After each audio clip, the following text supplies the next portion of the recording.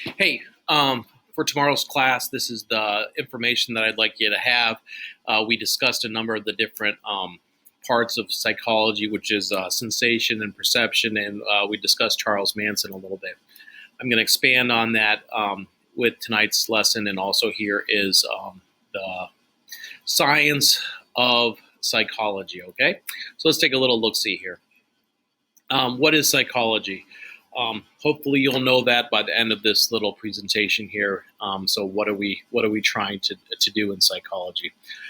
So, here you go. Psychology is the scientific study of behavior and mental processes. So, please write that down. So, we are looking for stuff you can see. Okay, so please understand that behaviors are items that you can see. If it's not, some schools of psychology believe that if you can't see it, it doesn't happen. And secondly, mental processes. And mental processes go on in your head. So that is the stuff happening inside your brain. Here are the 4 goals. This is what we're trying to do in psychology at all costs.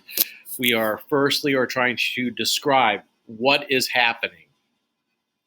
Explain. Is there any explanation why it is happening?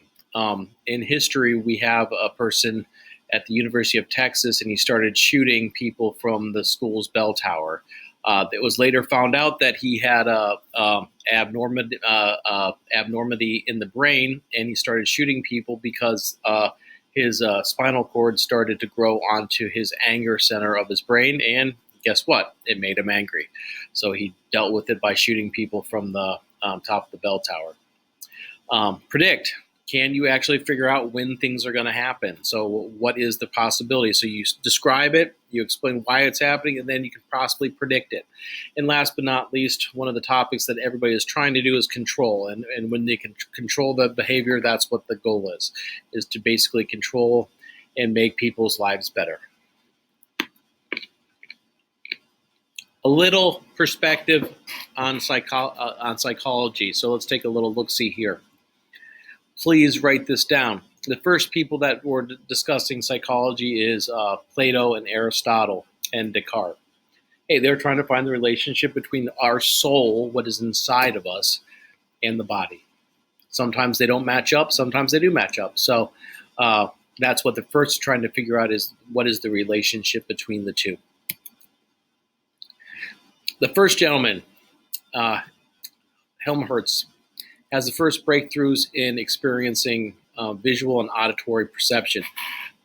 In yesterday's class, or I should say today's class, I was talking about Charles Manson and his visions and his hearing, and those are all perceptions that how he thought about the different experiments and how people see these different items. So if you can think about the first study, and that's kind of groundbreaking that they were actually seeing that people could see and hear things and take them differently, and most people never realized that. So Hermann von Helmholtz. Next gentleman is Wilhelm Wundt.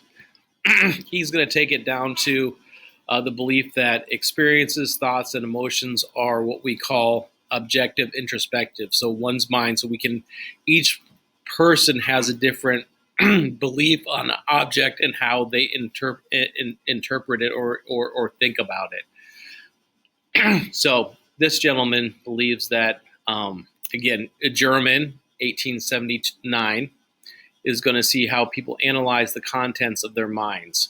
So he's going to come in there and see how the experience, thought, and emotion are all joined together. So write that down. The next guy is Edward Titchener, and he is going to talk about the structures of the mind and how experiences can be broken down to emotions and sensations. As I said, Charles Manson has a number of sensations that elicited a certain emotion, and he plays into that in the Manson murders and how he manipulates his followers. So a pretty good idea about that. Objective introspection can be used on physical sensations. So you see a sensation, how does it, if you look at it solely through its object, how does it change through the time period?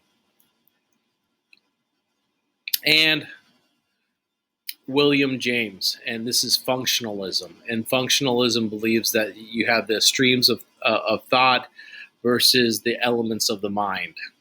So you have a conflict between all the thoughts going through your head and how the mind can actually perceive them. So focuses on the mind, allowing the function in the real world. So if you would know certain characters on how you see them, you could be PTSD is a perfect example of that. Is that, hey, a car backfires. Oh, you might look at it. If it was a vet, they might drop to the ground and duck and cover because they didn't want to be shot at. So, how do people adapt to real situations through their thoughts and ideas?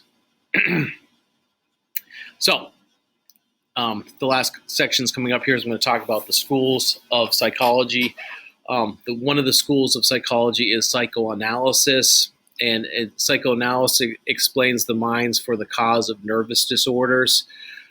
He was a big proponent of the unconscious mind and repressed thoughts and urges in childhood. What Sigmund Freud is really famous for is that whatever your parents did to you, and if it was bad or good or whatever, is the reason why you have certain tendencies or urges or experiences. This is his belief is that, hey, look, you have your mind, and then you have all the stuff that happens to you as a child, which affects you later in life. But modern perspectives, and this will be the last little section that we're on to today, is we have the 8 single perspectives. So these are the 8 ways that, or you could say schools of thought, or 8 ways that people can actually understand the mind. So let's take a look-see of these ones. I'm in the way. That's behaviorism, and I'll have to pull that down in just a second. But the next one is psychodynamic. That's the one started by Sigmund Freud. Humanism, the third force. Cognitive is how people think about topics and how they relate to how they actually think about it. Biopsychology is the belief that everything has to do with chemicals and damage to the brain and why we think about things a certain way. Evolution is how things change over time and how the way the thought process have evolved through time. Social cultural, I like this one a lot. It depends on how the culture of the world actually helps in dealing with our psychology and, more importantly, our sociology. And the last one is biopsychology, which is kind of including all of the different ideas together and how they come in and help people become who they are. So we'll talk more about those topics later. So please copy that information down for yourself, and we should be good. We'll be going over more of that in the near future. So please take a quick little look-see there to help it.